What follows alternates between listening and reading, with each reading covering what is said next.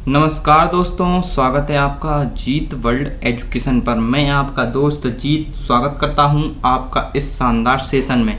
तो हम computer questions की ये सीरीज पढ़ रहे थे, जो कि 500 क्वेश्चंस की सीरीज है। हमने इससे पहले 50 क्वेश्चंस क्लियर कर लिए हैं। अब मैं आगे से जो भी क्वेश्चंस कराऊंगा, मैं उनके नंबर एक सीरीज में चलने दूंगा। तो ठीक है, तो 50 क्वेश्चंस हमने कर लिए थे, लेकिन ये जो सीरीज है इसमें मैंने फिर से एक नंबर दिया है, तो अगली बार से हम वो कर लेंगे। और आप अपनी राय कमेंट में लिख सकते हैं, जिस पर मैं वर्क करूंगा। तो चलिए इस शानदार सेशन को शुरू करते हैं। और हमारे सेशन की खास बात क्या है कि हम इनको डिटेल्स में देखेंगे, पूरा एनालिसिस हम करने वाले हैं। तो चलिए शुरू करते हैं। पहला हमारा जो क्वेश्चन है वह है, एक वेब आधारित समाधान विकसित किया गया और उसकी जांच की आवश्यकता है, तो कौन से गुण की जांच होना चाहिए। मैं आपको सबसे पहले ये बता देना चाहता हूं कि ये जो क्वेश्चन है ये पुराने क्वेश्चन हैं जो कि एग्जाम में आए हुए हैं। और मैं आपको ये भी बता देना चाहता हूं कि ये जो सभी क्वेश्चन आए हैं वह MIS कोऑर्डिनेट के पेपर में, जो शिक्षा विभाग का पेपर होता है, उस पेपर में आए हुए हैं। तो इनका लेवल थोड़ा अप है, तो आप अपने आप को इन क्वेश्चंस में बना कर रखिए। यदि आप ये 20 क्वेश्चंस होंगे, यदि आप इनमें से 10 क्वेश्चंस भी सही कर पाते हैं तो आपकी तैयारी बिल्कुल शानदार है। बाकी का मेरा उद्देश्य ये है कि आपको वो क्वेश्चंस नहीं पढ़ाना जो रटे रटाए हों, आपको बहुत ही सटीक जानकारी देना और नई नई जानकारी उपलब्ध कराना है। और क्वेश्चंस के माध्यम से हम बहुत कुछ सीखते हैं। तो चलिए इसका आंसर जल्दी से सोच लीजिए, यदि आपको आता है तो इसका उत्तर हो जाएगा हमारा उपयोगिता, कार्यक्षमता और वर्तनी। मैं पेन ले लेता हूं।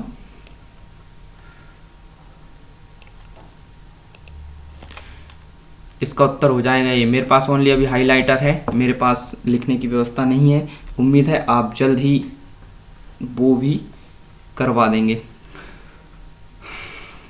ठीक है, तो इस क्वेश्चंस के बारे में हम जान लेते हैं क्या है इस क्वेश्चंस के बारे में और क्या जान सकते हैं। यह क्या है, तो एक वेब आधारित समाधान विकसित किया गया है जिसमें क्या होता है, जिसमें जांच की आवश्यकता होती है। तो उसमें कौन सा गुण होना चाहिए।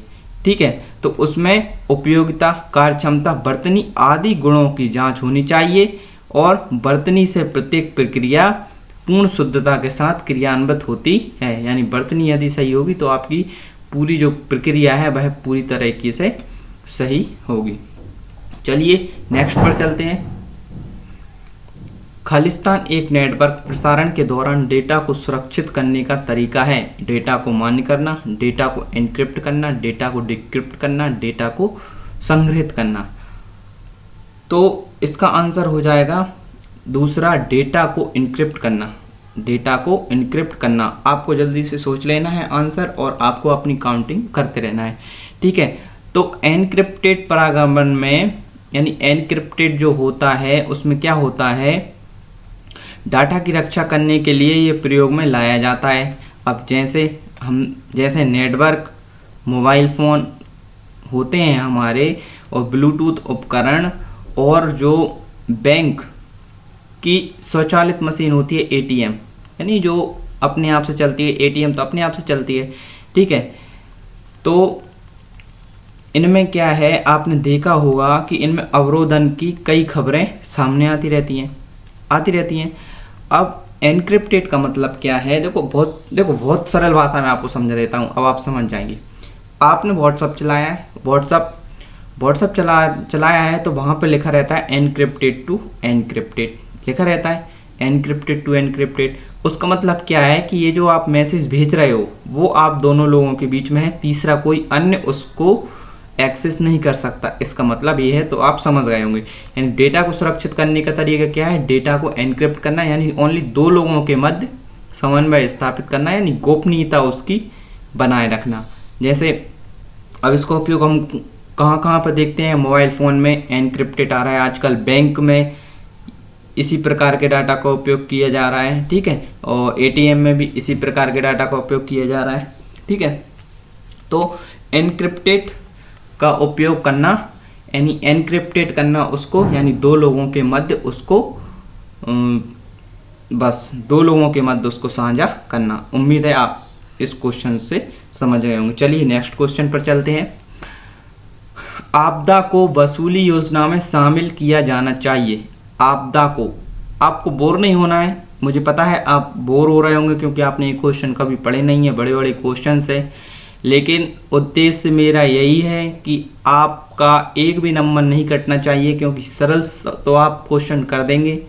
ये क्वेश्चंस ऐसे हैं जो पुराने एग्जाम में आए हुए हैं और बाकायदा आपको डायरेक्ट हिट होंगे ये क्वेश्चन। चलिए अब चलते हैं। तो इसका आंसर हो जाएगा आपातकालीन योजना, बैकअप योजना, वसूली और परीक्षण योजना। ठीक है, तो हमारी जो आपदा वसूली योजना में शामिल किसको किया जाना चाहिए? आपातकालीन योजना को, बैकअप योजना को, फिर वसूली योजना को और फिर परीक्षण योजना को। ठीक है। खालिस्तान से प्रणाली को अकस्मात नुकसान होता है। उपयोगकर्ता की त्रुटि, फाइल प्रबंधन प्रक्रियाओं का पालन करने की विफलता, हार्डवेयर घटकों की विफलता, उपरोक्त में सभी। तो इसका क्या आंसर हो जाएगा? उपरोक्त में सभी। यानी अकस्मात नुकसान हो सकता है, उपयोगकर्ता की त्रुटि से अकस्मात नुकसान हो सकता है। ठीक है, और ये विफलता आ गई तो भी अकस्मात नुकसान हो सकता है, इमरजेंसी में अपना नुकसान हो सकता है। हार्डवेयर यदि फेल हो गए तो अपना नुकसान हो सकता है। उपरोक्त सभी, तो उपरोक्त सभी इसका आंसर हो जाएगा। उम्मीद है ये क्वेश्चन आप समझ गए होंगे। जब छवियों का प्रयोग लिंक के तौर पर किया जाता है तो उनका बॉर्डर हो जाता है, तो उनका बॉर्डर खालिस्तान हो जाता है। हमेशा, कभी नहीं, जब तक बॉर्डर को 0 सेट नहीं किया जाता है, उपरोक्त में से कोई नहीं। तो उनका बॉर्डर इधर नीला हो जाएगा, उनका बॉर्डर नीला हो जाता है। इधर नीला वर्ड मिस्टेक हो गई है, तो उनका बॉर्डर नीला हो जाता है। तो हमेशा हो जाता है, कभी नहीं, जब तक बॉर्डर को 0 सेट नहीं किया जाएगा, उपरोक्त में से कोई नहीं। तो आपने देखा होगा जब भी आप कोई लिंक लगाते हैं, जब भी आपने कोई लिंक लगाई होगी तो वो नीला हो जाता है। अब वो हमेशा हो जाता है, कब हो जाता है, अब आपको ये बताना है। तो वो कब तक हो जाता है? जब तक बॉर्डर को 0 सेट नहीं किया जाता तब तक वह कौन सा हो जाता है? नीलो हो जाता है। इन्फॉर्मेटिव क्वेश्चन था, उम्मीद है आप समझ गए होंगे। चलिए नेक्स्ट चलते हैं। ब्लिंक का क्या मतलब है? ब्लिंक एक इन्फॉर्मेटिव क्वेश्चन है, तो ब्लिंक का क्या मतलब है? ब्लिंक का मतलब है विजिटेड लिंक, यानी इसका पहला आंसर हो जाएगा। इन्फॉर्मेटिव क्वेश्चन है और कुछ इसके बारे में जानने की जरूरत नहीं है। जनरेटर मेटा टैग क्या बताता है? जनरेटर मेटा टैग क्या बताता है आपको? तो पृष्ठ के निर्माण के लिए किस प्रकार के सर्वर का उपयोग हुआ है, ये हमको क्या बताता है?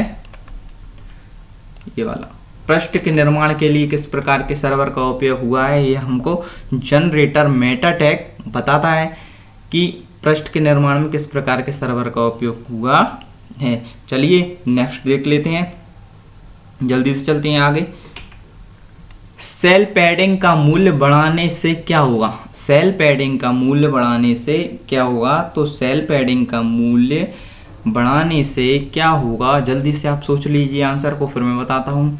2 सेकंड आपके लिए देता हूँ सोचने के लिए, तो आप जल्दी से उसमें सोच लिया करें। तो सेल पैडिंग का मूल्य बढ़ाने से सेल और सामग्री के बीच की दूरी बढ़ जाएगी। ये एक इन्फॉर्मेटिव क्वेश्चन है कि सेल पैडिंग का मूल्य बढ़ाने से किसी का भी यदि सेल पैडिंग का मूल्य बढ़ जाएगा तो सेल और जो सामग्री रहती है उसके बीच की दूरी बढ़ जाती है। आपको याद रखना है, ठीक है। वेब मानक कौन बताता है? तो वेब मानक कौन बताता है? जल्दी से सोच लीजिए, वेब मानक कौन बताता है? जल्दी से सोच लीजिए, जल्दी जल्दी जल्दी बताइए आंसर। वेब मानक कौन बताता है? The world wide consortium. कौन बताता है? The world wide consortium. ये वाला आंसर अपना सही हो जाएगा, 2 वाला, वर्ल्ड वाइड कंसोर्टियम, ठीक है। तो अब चलो इसके बारे में जान लेते हैं, ये क्या है। तो द वर्ल्ड वाइड कंसोर्टियम क्या है? एक अंतर्राष्ट्रीय संस्था है जो कि वर्ल्ड वाइड वेब के जो जनक माने जाते हैं टिम बर्नर्स ली, के नेतृत्व में काम करती है। और क्या जानकारी है, इसका भैया गठन कब हुआ था? 1994 में इसका गठन किया गया था। ठीक है, ये संस्था किसके लिए काम करती है? तो ये संस्था वर्ल्ड वाइड वेब यानी WWW के लिए काम करती है। ठीक है, और ये क्या करती है? ये मानकों का निर्धारण करती है और ठीक है, इसके बाद माइक्रोसॉफ्ट के बारे में जान लेते हैं। माइक्रोसॉफ्ट क्या है? यह एक सॉफ्टवेयर कंपनी है, सॉफ्टवेयर बनाती है। और गूगल और मोजिला क्या है? ये दोनों सर्च इंजन है। तो उम्मीद है इस क्वेश्चन से आप इतनी जानकारी समझ गए होंगे। चलिए नेक्स्ट चलते हैं। इंटरनेट के माध्यम से आपके कंप्यूटर में अनधिकृत एक्सेस वर्जित करना खालिस्तान का मुख्य उद्देश्य है। किसका? तो इंटरनेट के माध्यम से आपके कंप्यूटर पर अनधिकृत एक्सेस, यहाँ पर इसको आपको नोट करना है।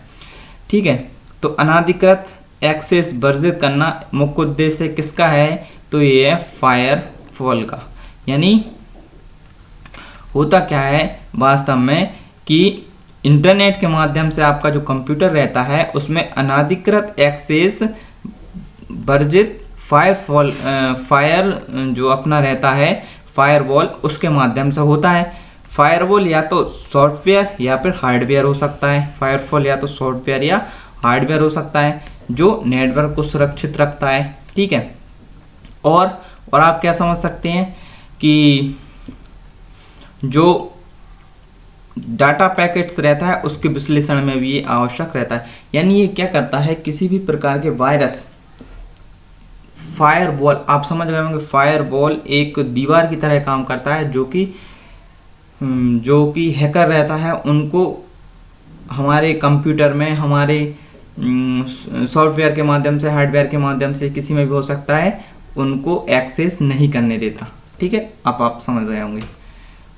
आपको बोरिंग लग रहा होगा क्योंकि ये क्वेश्चंस थोड़े ऐसे ही हैं, लेकिन ये पुराने एग्जाम में आए हुए हैं। मेरी वीडियो अच्छी बनाने के लिए मैं ये नहीं कर सकता कि आपको वही क्वेश्चन बताऊं जो बहुत सरल हैं।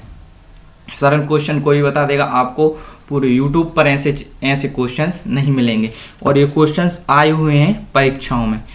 चलिए, निम्न में से कौन सा एक विशिष्ट वेब पेज और उसके वेब पर कंप्यूटर की पहचान करता है? तो ये तो क्वेश्चन सरल है, चलिए जल्दी से बता दीजिए इसका आंसर क्या है। तो इसका आंसर है डोमेन नेम। इसका आंसर क्या है? Domain name. तो डोमेन क्या होता है? डोमेन नेटवर्क संसाधनों का एक समूह होता है जिसे उपयोगकर्ता समूह को आवंटित किया जाता है। ठीक है, और इसके बारे में क्या जानकारी मिल जाती है? डोमेन नेम क्या करता है? इंटरनेट से जुड़े कंप्यूटरों की लोकेशन को पता करता है, और यह एक विशिष्ट वेब पेज होता है, और वेब कंप्यूटर की ये पहचान भी कर सकता है। ठीक है, अब किसकी बात कर लेते हैं? वेबसाइट की बात कर लेते हैं। तो वेबसाइट वेब पेजों का एक संग्रह होता है, यानी इस पर बहुत सारे वेब पेज होते हैं। और वेबसाइट पता, ये आपको मालूम ही है वेबसाइट पता क्या होता है, यानी जो सभी पेज जहाँ पर एक लिंक द्वारा जुड़े होते हैं, और जो लिंक वगैरह रहती हैं वो क्या होती है? वेबसाइट पता होता है।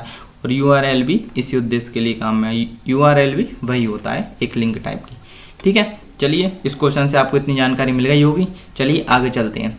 ईमेल पतों का चिन्ह यूज़र नाम को IP से अलग करता है। तो ये तो बहुत सरल ही क्वेश्चन है। @ आपको मालूम होगा, जैसे कुछ भी है, जैसे जीत वर्ल्ड एजुकेशन @gmail.com। तो ये अपनी जीत वर्ल्ड एजुकेशन को gmail.com से अलग करने वाला क्या है? चिन्ह है। ये IP एड्रेस से क्या करता है? अलग करने वाला एक सिंबल होता है। और इसके बाद इन चिन्हों के बारे में कोई जानने की जरूरत नहीं है, ये वैसे ही हैं, इनका कोई ज़्यादा उपयोग नहीं होता। ठीक है, चलिए अगले क्वेश्चन पर चलते हैं। टेक्स्ट में वर्णितक मेल सर्वर खालिस्तान प्रोटोकॉल का उपयोग करता है। तो टेक्स्ट में वर्णितक, तो इस किसका उपयोग करता है? POP का उपयोग करता है। POP क्या होता है? पोस्ट ऑफिस प्रोटोकॉल, इसका फुल फॉर्म क्या होता है? Post office protocol. ये क्या होता है? ये एक पीसी को एक मेल सर्वर से इंटरनेट द्वारा जोड़ता है, यानी एक अपने पीसी यानी पर्सनल कंप्यूटर को एक जो मेल सर्वर रहता है उसके इंटरनेट द्वारा जोड़ता है। और ठीक है, जबकि HTTP इसकी बात कर लेते हैं, ये क्या होती है? ये भी हाइपर टेक्स्ट ट्रांसफ़र प्रोटोकॉल होता है। और ये क्या होता है? वर्ल्ड वाइड वेब पर एक प्रोटोकॉल होता है जो कि इंटरनेट की फाइलों को मूव करने के लिए उपयोग किया जाता है, HTTP। ठीक है, हाइपर टेक्स्ट ट्रांसफ़र प्रोटोकॉल। इसके बाद FTP क्या होता है, इसके बारे में भी जान लेते हैं इसके बारे में। तो FTP होता है फाइल ट्रांसफ़र प्रोटोकॉल, और SMTP ये क्या होता है? Simple mail transfer protocol. और इसका उपयोग क्या होता है? इंटरनेट जो उपयोग करता रहता है अपने कंप्यूटरों से फाइल इंटरनेट पर ईमेल के लिए, जो ईमेल के लिए प्रयुक्त करता है ना, वो SMTP, ये गलत लिखा है, SMM नहीं लिख पाया इधर, SMTP प्रोटोकॉल वह होता है जो कि इंटरनेट कंप्यूटर को फाइलों के लिए ईमेल करने के लिए उपयोग में लाया जाता है। तो उम्मीद है आप इन चारों ऑप्शंस को समझ गए होंगे। ठीक है, चलो नेक्स्ट चलते हैं। एक आप लास्ट तक देखते रहिए, आपको लास्ट में ज़रूर मालूम पड़ेगा कि हाँ हमने बहुत कुछ सीख लिया है। एक बड़े समूह को एक ही समय में ईमेल भेजने के लिए खालिस्तान सॉफ्टवेयर का उपयोग किया जाता है। तो ये किसका उपयोग किया जाता है? लिस्ट सर्व सॉफ्टवेयर का ये उपयोग करता है। एक बड़े समूह को एक ही समय पे ईमेल भेजने के लिए लिस्ट सर्व सॉफ्टवेयर का उपयोग किया जाता है। चलिए नेक्स्ट चलते हैं। अवांछित वाणिज्यिक ईमेल को सामान्यतः खालिस्तान के नाम से जाना जाता है। तो अवांछित वाणिज्यिक ईमेल को सामान्यतः किस नाम से जाना जाता है? तो स्पैम के नाम से जाना जाता है। अवांछित वाणिज्यिक ईमेल यानी जो फालतू के जो होते हैं, जिनका कोई मतलब नहीं है, वो क्या होते हैं? स्पैम होते हैं। आप अपने ईमेल में जाकर आप देख लेना, एक स्पैम का एक वो होगा, स्पैम पर क्लिक करना तो आपको कौन कौन सी ईमेल आते हैं, आप इसको चेक कर सकते हैं। ठीक है, ठीक है। और इसके बाद और हाँ, ये क्या है, और मैं एक जानकारी और बता देना चाहता हूँ आपको कि ये जो इसके अंतर्गत ना अनचाहे जो अपन नहीं चाहते ना वैसे ईमेल आते हैं। यानी क्या होता है कि जो कि मैसेजिंग सिस्टम, स्पैम क्या होता है? मैसेजिंग सिस्टम का एक दुरुपयोग मान लो, मैसेजिंग सिस्टम का एक प्रकार का दुरुपयोग करने वाला है। इसलिए इनको जैसे जो होते नहीं है फालतू SMS कुछ होते हैं, उनको अपन स्पैम में डाल देते हैं, तो ये वही है एक स्पैम। तो इसी को हम क्या है? स्पैम के नाम से जानते हैं। अब जबकि हाइपर टेक्स्ट क्या होता है? हाइपर टेक्स्ट के बारे में जान लेते हैं। ये किसी वेब पेज को प्रदर्शित करने वाला टेक्स्ट है। ठीक है, और इस पर क्या, इस पर बहुत सारी जो वेबसाइट रहते हैं, हमारे ग्राफिक्स चलचित्र रहते हैं वो रहते हैं, और ये हाइपर टेक्स्ट उन्हीं से एक लिंक के माध्यम से जुड़ा होता है। उम्मीद है आप इस जानकारी को समझ होंगे। यदि आपने पहले कभी नहीं पढ़ा है तो आपको ये बिल्कुल एक रॉकेट साइंस लगेगा, आपको बिल्कुल समझ नहीं आएगा। उम्मीद है आपको 2 से 3 बार इसको देखना पड़ेगा तब ये क्वेश्चन समझ आएंगे, क्योंकि ये थोड़े हार्ड क्वेश्चंस हैं, मैं समझ सकता हूँ, लेकिन यही क्वेश्चंस आते हैं। अब आपको इनसे भागना है या आपको पढ़ना है, आपकी मर्जी है। ठीक है, एक न्यूज़ ग्रुप पर एक संदेश के साथ उत्तरों को अक्सर खालिस्तान कहा जाता है। Post, list, thread, comment. तो क्या कहा जाता है? जल्दी से सोच लीजिए। थ्रेड, क्या कहा जाता है? थ्रेड। चलिए मैं जल्दी से बता देता हूँ इसके बारे में जानकारी। तो इंटरनेट पर क्या होता है? एक इलेक्ट्रॉनिक डिस्कशन फोरम होता है। उसमें क्या होता है कि किसी उपयोगकर्ता द्वारा अलग से चर्चा करना क्या कहलाता है? थ्रेड्स कहलाता है। अलग से चर्चा करना क्या कहलाता है? थ्रेड्स कहलाता है। और इस विषय पर जो पोस्ट किए जाते हैं एवं उनके रिप्लाई दिए जाते हैं, उनसे मिलकर थ्रेड का निर्माण होता है। ठीक है, उम्मीद है आप समझ गए होंगे। चलिए आगे चलते हैं। इंटरनेट प्रारंभिक तौर पर इस सरकारी एजेंसी की परियोजना थी। तो इंटरनेट प्रारंभिक तौर पर किसकी परियोजना थी? तो अर्पा। इसका नाम क्या है? अर्पा। इसका नाम क्या है? अरपा, जिसे आप अरपानेट नाम से भी जानते हैं। तो इंटरनेट प्रारंभ कब हुआ था? 1969 के आसपास ईस्वी में इसका प्रारंभ माना जाता है, जो कि अमेरिकी रक्षा विभाग की एक एजेंसी है अरपानेट, उसने इसका विकास किया था। और अरपानेट को दुनिया का पहला नेटवर्क भी माना जाता है। अरपानेट को दुनिया का पहला नेटवर्क माना जाता है, ये आपको याद रखना है। और अरपानेट का प्रयोग रक्षा विभाग में अनुसंधान कार्य के लिए होता है और बाकी का कार्य विकास के लिए, अनुसंधान और विकास के लिए इसका प्रमुख रूप से उपयोग होता है अमेरिका में। ठीक है, चलिए आगे चलते हैं। प्रोटोकॉल एक वेब पेज को दूसरे वेब पेज से जोड़ने का समर्थन करता है। अब एक वेब पेज को दूसरे वेब पेज से जोड़ने के लिए आपको पता है HTTP, मैंने पहले भी बता दिया है पिछले क्वेश्चंस में। तो हाइपर टेक्स्ट ट्रांसफर प्रोटोकॉल इस बात को सुनिश्चित करता है, क्या करता है कि संदेशों को किस प्रकार फॉर्मेट में संचरित किया जाना है। HTTP क्या होता है? एक HTTP प्रोटोकॉल एक वेब पेज को दूसरे वेब पेज से जोड़ने में समर्थन करता है। और इसके अलावा HTML आपको मालूम होगा, वेब पेजों के डिज़ाइन बनाने के लिए इसका प्रयोग होता है HTML का। ठीक है, और IP के बारे में जान लेते हैं। IP क्या होता है? इंटरनेट पर प्रत्येक होस्ट कंप्यूटर का एक IP एड्रेस होता है, IP एड्रेस होता है। ठीक है, चलिए आगे चलते हैं। एक वेब संसाधन का उपयोग करने के लिए एक पूर्ण URL के पहले भाग को कहा जाता है। एक वेब पेज यानी एक वेब संसाधन का उपयोग करने के लिए एक पूर्ण URL के पहले भाग को कहा जाता है। तो क्या कहा जाता है? जल्दी से सोच लीजिए आंसर। चल मैं बता देता हूं क्या कहा जाता है। प्रोटोकॉल कहा जाता है। तो URL के पहले भाग को क्या कहते हैं? प्रोटोकॉल कहते हैं। और ये क्या करता है? दो कंप्यूटरों के बीच डाटा का संचरण करता है। और इसके बाद पता क्या हो जाएगा? किसी फाइल को लोकेट करना, किसी फाइल की लोकेशन बताना पता हो जाएगा, और नाम किसी भी फाइल और लोकेशन ये सब एक ही हैं। ठीक है।